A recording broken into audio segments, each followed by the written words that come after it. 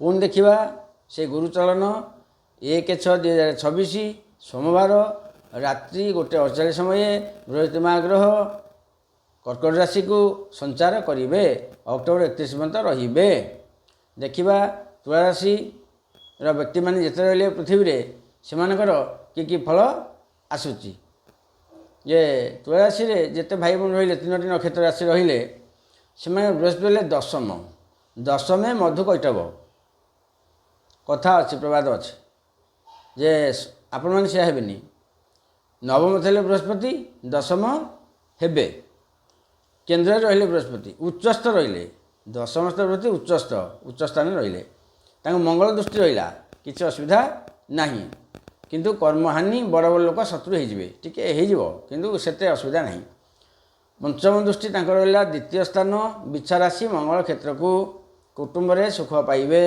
कुटुंब जो लाभवान हेबे जदि मुखर किसी समस्या थब मुख रोग दांत कि जीव यू थब भीतर रोग से आस्ते आस्ते क्लियर हम एत असुविधा नहीं।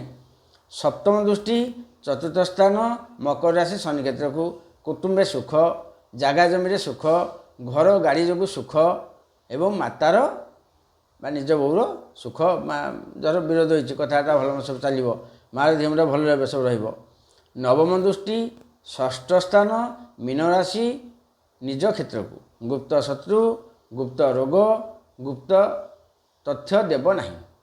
क्या गोटे गुप्त तथ्य आप वर्ष प्रदान करेंगे ना प्रदान कले असुविधा रही प्रतिका टी चाहूँगी प्रति गुरुवार हलदी चूना 50 ग्राम नदी में भसाइबे यहाँ करेंगे पूरा आमर अक्टोबर पर्यंत करेंगे सुफल आसो छोट प्रतिकार मुझे बड़ प्रतिकार कहनी कहीं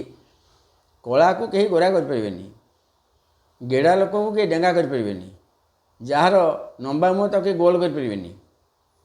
सेवा आम कहीं करना सेवा कार्य भक्ति बेले केवल असाध्य मत कि कले कि मिल आम कहे एत स्टोन पिंधि यहाँ गोटे यज्ञ कर होम कर से लोकर बल ना से कौन कर कौट कर हल्दी चूना 50 ग्राम नईटे भसई पार आराम से फल आसो